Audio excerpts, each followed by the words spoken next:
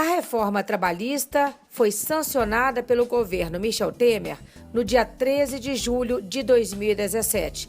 E desde então, o Brasil mergulha cada vez mais numa profunda crise de desemprego. São cerca de 28 milhões de pessoas fora do mercado de trabalho, a maioria mulheres.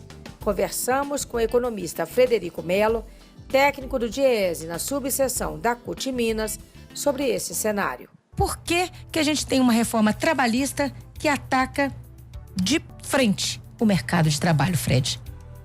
Vera, na verdade, a gente pode sintetizar a reforma que eu chamo de antitrabalhista como uma forma de diminuir as garantias que a classe trabalhadora brasileira tem e aumentar as garantias que as empresas e os empregadores têm. Então, diminui as garantias da classe trabalhadora e aumenta as garantias das empresas e dos empregadores. E essas garantias, que eles diminuem as garantias da classe trabalhadora, são aquelas garantias que ou o Estado dá, ou então o próprio sindicato, que é a sua organização, conquista. Então, se a gente for pegar essa essência da reforma antitrabalhista, a gente vai ver que ela tem o objetivo de favorecer a concentração dos juros. Diminui o que se gasta com os trabalhadores e com as trabalhadoras em forma de direitos, facilita a demissão, facilita pagar só por hora, contratar um trabalho por hora, facilita a terceirização. Tudo, então, para diminuir os direitos, diminuir a remuneração, facilitar a demissão e, assim, aumentar os lucros e concentrar os lucros e a renda gerada na economia na mão de poucos.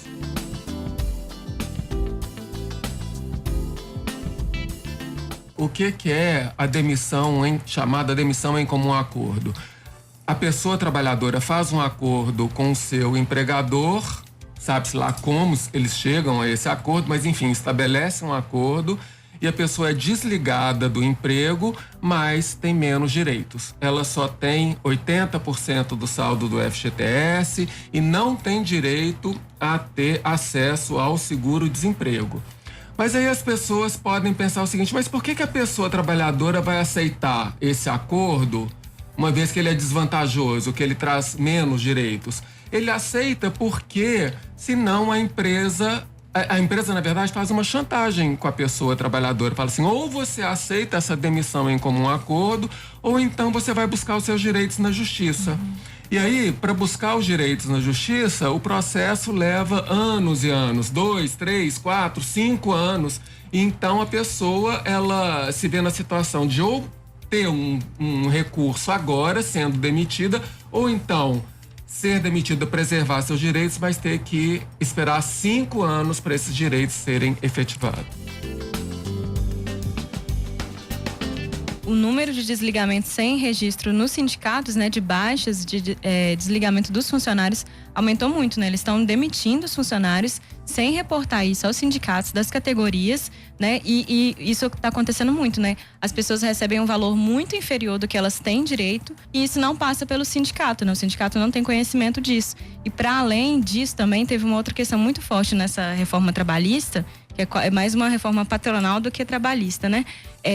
Foi um enfraquecimento do sindicato mesmo, né? Que é a entidade que organiza a luta, que garante o direito dos trabalhadores, né? A reforma antitrabalhista coloca com a pessoa trabalhadora e a empresa no mesmo patamar para poder negociar suas relações de trabalho. É o exemplo da gestante e da lactante, ou seja, a mulher que está amamentando.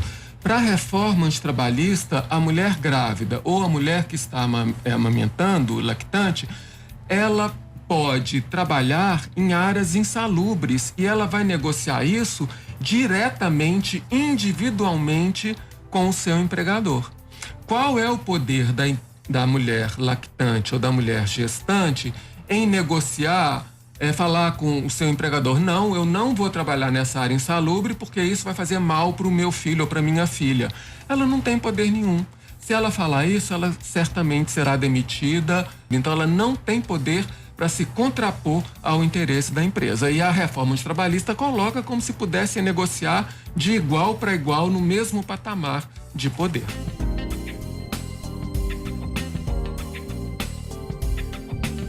E ela é tão tão ofensiva, tão drástica, ataca tanto a classe trabalhadora, né, que recentemente a Organização Internacional do Trabalho indiciou e vai investigar o Brasil por violações de direitos trabalhistas, né? Então, assim, pra gente ter noção do tanto que isso é grave, né? Do tanto que essa reforma, ela acabou mesmo, assim, né? Com os trabalhadores, com os direitos trabalhistas. Essa reforma trabalhista, além de precarizar a situação do trabalhador empregado, ainda aumentou em muito o número de desempregados, né? Porque aumenta a rotatividade dos trabalhadores, 28 milhões de brasileiros desempregados ou em trabalhos subutilizados.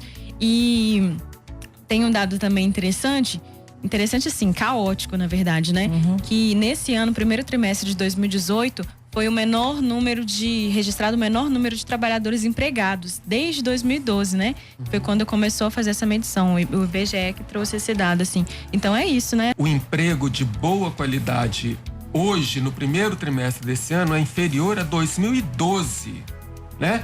Ou seja, em 2012 tinha mais pessoas trabalhando com carteira assinada, representada por sindicatos, tendo seus direitos da CLT, do que hoje existem. Então, os poucos empregos, as poucas ocupações que estão sendo criadas desde a reforma, na verdade são ocupações de baixa qualidade. Empregos sem carteira assinada, trabalho de autônomo, intermitente e por aí vai. E o número de trabalhadores autônomos também aumentou demais, né? São 23 milhões hoje em dia. E trabalhador autônomo não tem garantia trabalhista nenhuma, né? Quem está empregado hoje com essa reforma trabalhista já não tem, né? Trabalhador autônomo ainda tem menos, ainda tem nenhum, né? Eles não têm garantia nenhuma. Então, é uma situação muito complexa, né? A gente não pode ficar só na constatação dessa tragédia. A gente tem que tomar consciência do que está sendo feito no país e, em defesa da população brasileira atual e futura, pensar formas de resistência e de se contrapor a esse movimento de liquidação do futuro do país. Como o Frederico disse, olha, reforma trabalhista, antitrabalhista, terceirização irrestrita, reforma da Previdência, porque vocês não acreditem, não. O movimento dos trabalhadores, do povo, dos estudantes, dos sindicatos, foi às ruas, impediu mesmo, no grito, que a reforma da Previdência avançasse no Congresso Nacional. E então eles não conseguiram espaço para votar. Mas depois das eleições, gente, aí o cenário é outro, porque quem conseguiu se eleger tá lá. Tá tranquilo e vai falar, olha, eu tô aqui por mais 4 anos, então eu voto o que eu quiser. Quem não conseguiu também vai continuar lá até dezembro, porque não encerrou o mandato. Aí essa reforma volta. Não tenham dúvidas, não. Volta a pauta.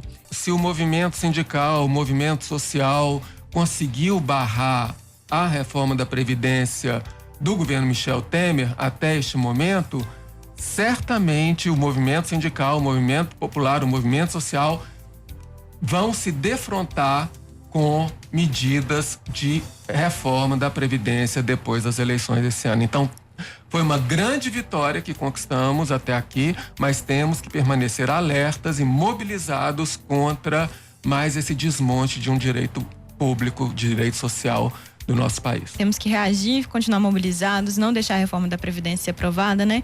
Porque nesses 6 meses de reforma trabalhista a gente já viu tanto de retrocesso que tivemos. Imagina se for aprovada ainda mais essa reforma da Previdência. Eu acho que toda a classe trabalhadora está sendo afetada por essas mudanças no Brasil. Então isso tem um lado negativo que todos estamos sofrendo, mas tem um lado positivo de que se nos unirmos, se conseguirmos nos unir, nos mobilizar, nos organizar, nós teremos a força necessária para reverter e para ampliar de volta, tomar de volta os direitos e ampliá-los ainda mais e radicalizar a democracia no país.